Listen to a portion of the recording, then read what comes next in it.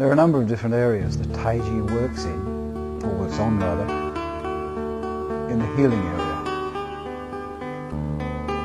It will work at a basic level, for instance, for the person who's inactive, sitting at home watching television all the time, or goes to work and excuse me, works on typewriters all day and doesn't get much exercise. In other words, for the basic couch potato.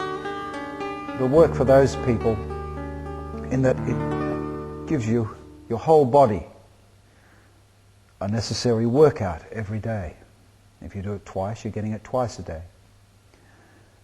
As it takes around 25, 30 or even 40 minutes to perform the whole Tai Chi form, it's also an excellent aerobic exercise. Because as most of us know nowadays, you have to be exercising aerobically for at least 25 to 30 minutes. And Tai Chi will do that for you. A lot of people look at Tai Chi and they think, well, gee, that's not going to give me much exercise, just these slow movements. But you have to consider, of course, that in order to stand on one leg, bent, that leg is bent, and take very slow steps, taking a while to take slow steps. And some of these postures that we do in Tai Chi, of course, you're standing on your right leg, for instance, bent for a long while. Stork spreads wings into brush knee twist step until you can actually get the weight off of that leg and onto the other leg. And by the time you get the weight onto the left leg, you're literally going, oh, thank God I got onto that leg. So you're giving yourself a good workout doing Tai Chi, even though the movements are slow. And it's an excellent exercise for people who are in fact overweight or who are perhaps sick and infirmed, recuperating, etc. Because it's relatively easy to do, and it doesn't stress your body as most other exercises do. You're not jogging, you're not running, you're just moving slowly. So it is really an excellent exercise for all people, even for super fit people. I've tried to give, for instance, Qigong to super fit people, and they say, oh, come on, I need to look at my muscles, you know. I can stand with bent knees like that for any amount of time. 5 minutes, they're going, oh, God, what's happening to me? Because they don't understand that Tai Chi unblocks energy passages through your body.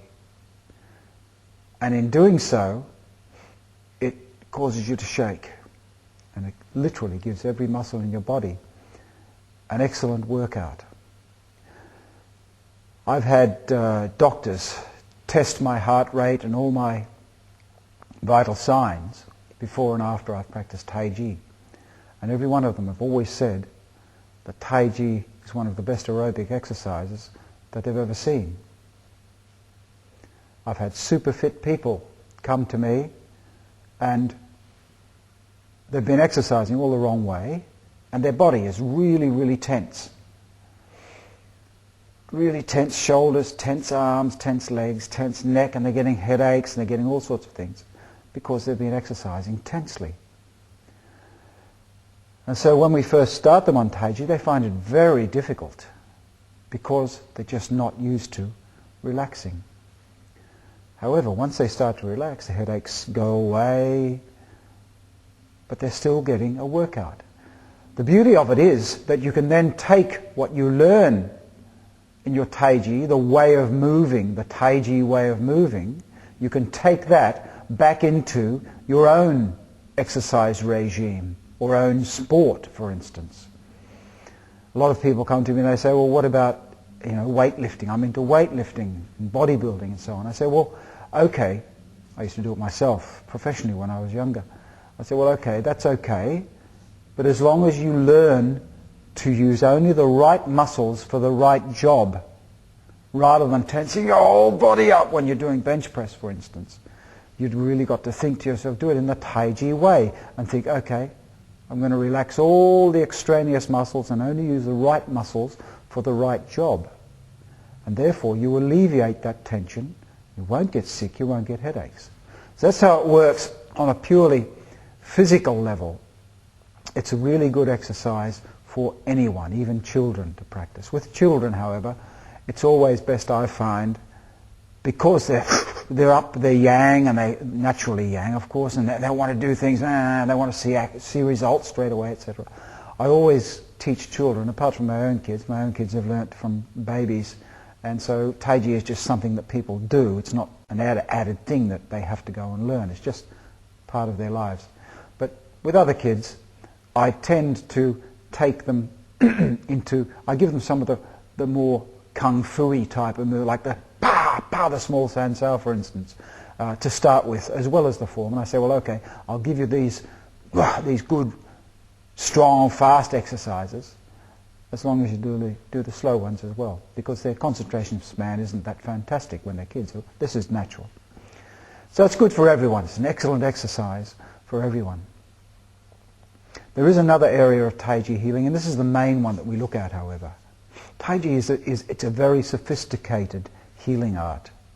It works upon the meridians in your body and also upon the organs associated with those meridians. If we move, we have to have energy. Obviously, you have to have energy to do anything. But you want to close a door, you have to use energy to do it. The energy has to come from somewhere, doesn't it? It comes from the dantian. That's where your energy is stored. This is how Tai Chi is going to work in the healing area.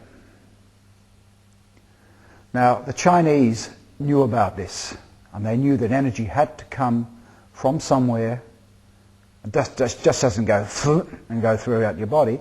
It has channels through which to flow to get to the right places for that piece of work that you're trying to do.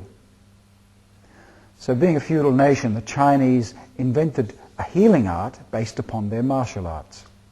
If Tai Chi were invented in America, for instance, we'd probably be doing movements like or movements like that in order to activate the energy through these meridians and the associated organs. So the Chinese knew about this. So what they did, the people who invented Tai Chi, of course, were people of great genius. And they invented movements which when you did a movement, the sort of work that is associated with this particular posture or movement, it took the energy from the dantian through, it had to go through a certain meridian in order to do that sort of work. Let me explain physically. Okay, the posture of brush knee and twist step. From here,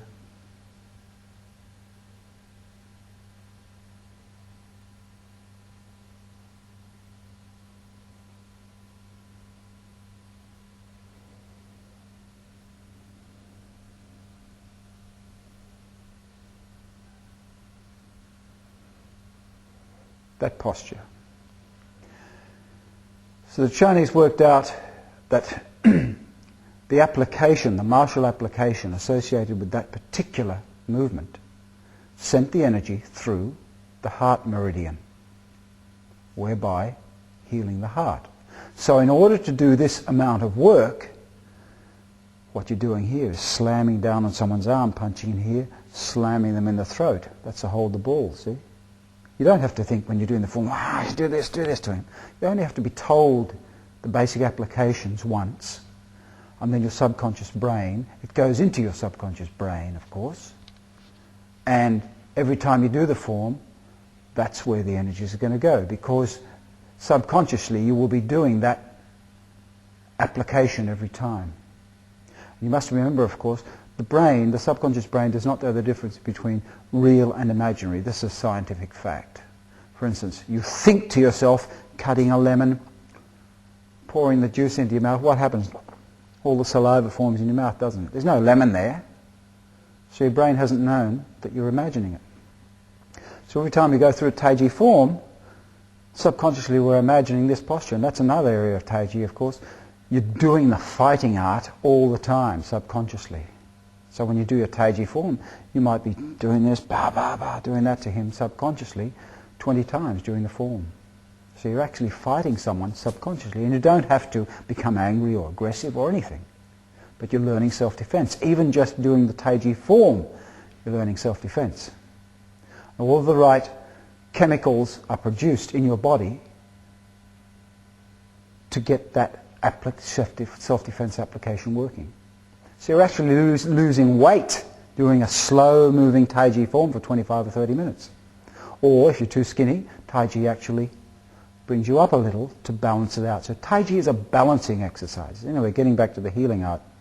So they knew that they worked out a movement like, bah! That movement, whoa! You can feel something happening through your hearts here. It really gets you going. And then, I don't have my children here at the moment, so I can't demonstrate the posture, but it is on all my videos. Then you're going to lock the arm, and that's your application. And because you've been told that, of course, in order to do that sort of work,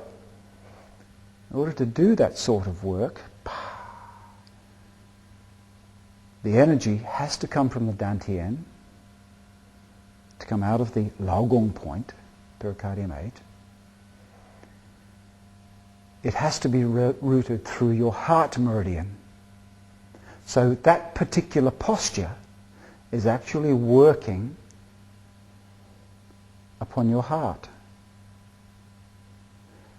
Now when you come to practice your Tai Chi form, the heart is obviously it's one of the most important organs in your body.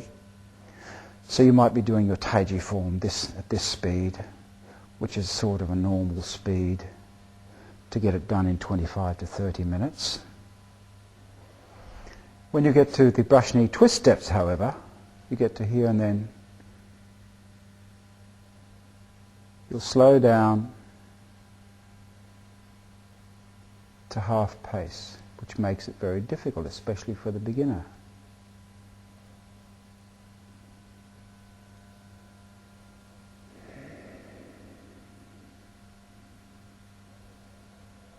And so on. And then you'll just get back to the normal position when you're not doing that posture again, because the heart meridian needs a lot of work on it, so we tend to slow down to half pace when we do it. It's said in the classics that the Tai Chi must flow like the flowing river. And a lot of people have misinterpreted this as well, because they think, oh, it's a lovely river just flowing like this. But the great river in China was the Yangtze, and it's downright treacherous in parts. In fact, in the monsoonal seasons, you can't navigate it whatsoever. It would mean death. Meaning that Tai Chi should be done in parts like this, and in parts like this, which the old Yang style of Tai Chi, of course, is. That's how it's done. There are those energy release points all throughout the form. So we have a whole bunch of postures, the applications of which cause the energy to be routed from the Dantian throughout a different meridian to do certain work. But because it goes through that meridian, it heals that certain organ. Stork spreads wings, the one before it.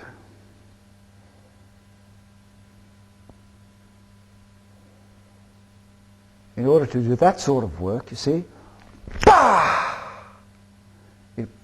the energy has to be routed straight through the central nervous system. So we are working upon the central nervous system by doing that posture. The whole beginning, grasping swallow's tail, from here to here, pang, double pang, roll back, chi, or I'll do it Yang Qing Fu's form for this one, and ang.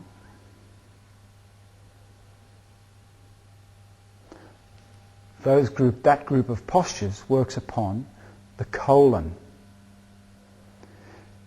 Because you see, there is another way. It not only works upon the martial application, and to do that work we have to route the energy to get from here to there through a certain organ. There's also a more physical way of activating these meridians throughout your body. For instance, snake creeps down. What's it working upon? Of course, It's working upon kidney and liver, because those meridians are the meridians that are being physically stretched when you do that particular movement. When you're doing all these movements in grasping swallow's tail, what are the meridians that are being activated, that are working the most? Wrists, forearms, of course. So you're working mainly, well, you're working on all the meridians through your arms, lungs, triple heat, colon, etc., heart. But the one that it's mainly working upon is the colon. I always tell people, if you're a bit constipated or something and you want to fix that, you simply do that whole bunch of postures 10 times in the morning, and sure enough, you've got to be near a toilet, literally, because at the end of that, you want to go, because it really does work upon the colon. So you can see that Tai Chi also works hand in hand with acupuncture, because Tai Chi works upon the 12 meridians, as does acupuncture, and also the acupuncture or dim mak points throughout the body. Quite often you'll have one posture or one set of postures that will work in two different ways, because we have static qigong, which is, for instance, single whip. We also have the getting in part. We have moving into single whip. So we would take the single whip, for instance, from here. This is all single whip, of course. See how long you've got to stand on that right leg bent, and then slowly touch the heel on the ground, and then slowly release. Now there are two different ways of doing that posture: just standing here statically, and then again on the other side. That works through the knee joints. We've had great amount of success. People with arthritic knees, for instance, knee damage, and trying to get it fixed, etc., simply placing them into the single whip posture, or Dampian posture. Not for long, 3 minutes on both sides, if you can manage 3 minutes. If you can't, just do it for half a minute or 1 minute. As long as you do it, of course, the same amount of time on the other side. It works the energy through the knee meridian, because it also works upon the spleen. The other way of doing single whip, of course, is the moving way, the moving into it way. So if you do this,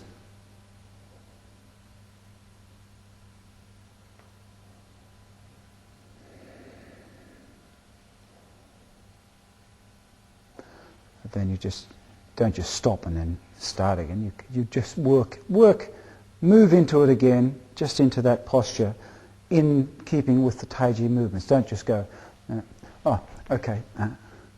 Just keep moving slowly and just get your hands up, moving into it, and then start it over again, and then do it 10 times in a row every morning.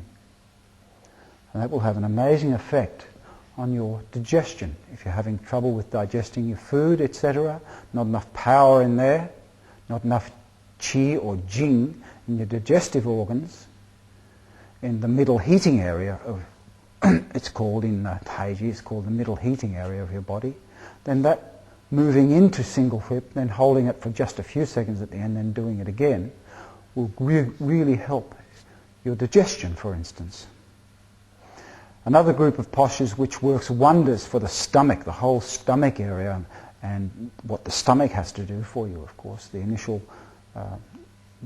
pre-digestion process, is the wave hands in clouds postures.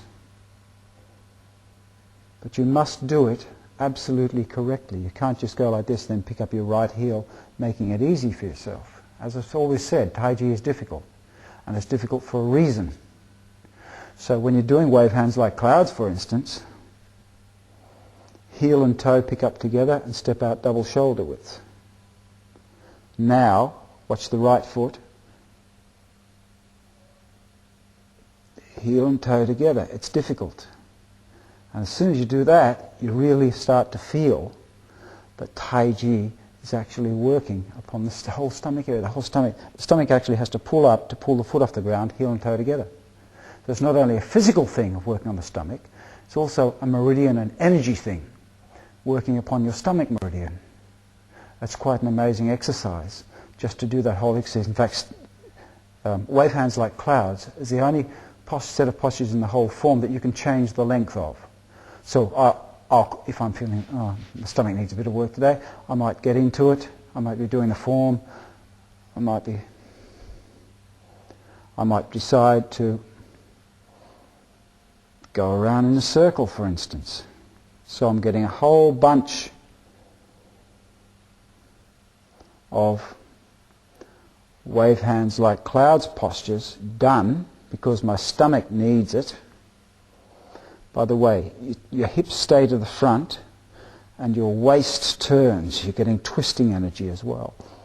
See that my voice goes funny when I do that. Feel that?